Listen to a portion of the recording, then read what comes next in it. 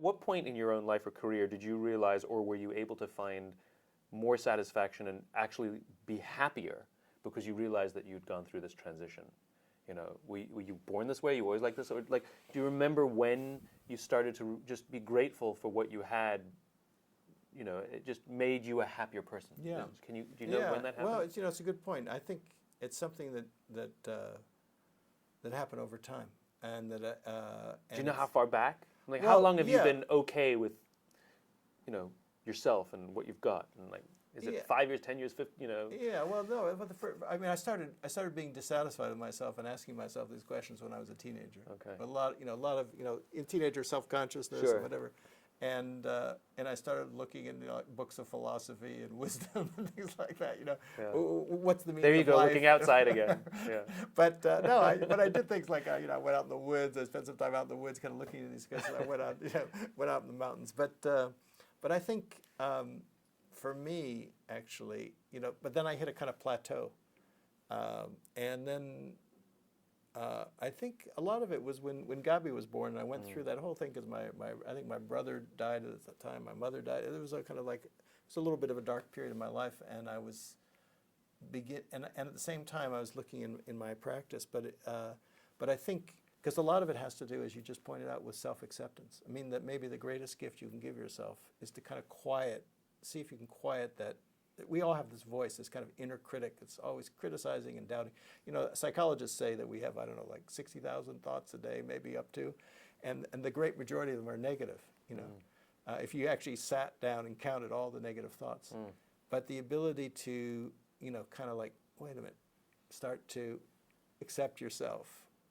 And if you can accept yourself, you're much more likely to be able to accept others. If you respect yourself, you're much more likely to be able to respect others. So that's, again, so I'd say maybe about, 15, 16 years ago, from that plateau, I began to kind of look more, and I could see it in my practice as a negotiator, as a mediator, like I was getting into tough situations, like I think I may have told you that, like, I was involved, like, for example, in Venezuela, where I was dealing with President Hugo Chavez, for example, and I remember, you often in tough situations where, like, I remember having one meeting with him like at midnight and thinking I was going to find him alone. He had his whole cabinet arrayed behind him, and he said, "So, Yuri, what do you think of the situation?" And I said, "Well, Mr. President, I've been talking to your ministers, I've been talking to the opposition. Seems to me making some progress." "What do you mean making progress?" he said, and he leaned in very close to my face and he started to yell at me. "You're naive, you're foolish, you're not seeing the dirty tricks." And he just full on yelling for like 30 minutes. And I'm thinking, wow, okay, all this work for the last 2 years down the drain. But because of this work, I was able to kind of like go to the balcony for a moment and say, wait a minute, because I felt like defending myself. And, but then I said, wait a minute, is that really going to advance my goal here if I get into an argument with the president of Venezuela? Because I started to do this work, I was able to kind of like, bite my tongue, say, no, okay, just focus, go to the balcony, watch what's going on. I could see myself getting a little embarrassed and, feeling the anxiety, just letting it relax and just listen to him and just listen to him. And so he could yell and yell.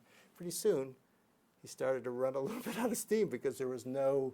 He was looking for a fight. He was looking for a fight, and he wasn't getting the fight. So after a half an hour, I finally saw his shoulders sag a little bit, and in a kind of weary tone of voice, he said to me, "So, Yuri, what should I do?" Amazing. And then his mind began to open, and I said, well, Mr. President, maybe the whole country needs to go to the balcony. So two thoughts. His mood shifted. So what two thoughts come to mind in that case? Yeah.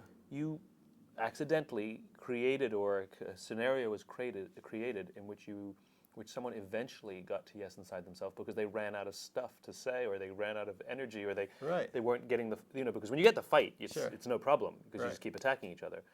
But it sounds like for a split second there, for a moment there, he actually got to yes with himself, which made him open-minded. Right. But the situation, I guess, exhaustion, right? I mean, a lot of things happen because of exhaustion. Right, that's true. Warring parties get exhausted, and now we're willing to talk. That's true. Or we've spent so much money on lawyers, now we're willing to negotiate. That's true. His mind opened for that second. Yeah, that's interesting. And because I mean, it goes back to your point about, giving courage. Because I had listened to him, he was more willing to listen to me all of a sudden. And so the question is, how do you break that cycle of I'm not going to listen to you, you're not going to listen to me. I'm going to reject everything you say, you're going to reject everything. I'm going to blame you, you're going to blame me, which is the basic structure of conflict. How do we turn that around? How do we break that cycle? Someone has to do it first. And to do it first, they have to draw that strength from somewhere. It's got to come from inside.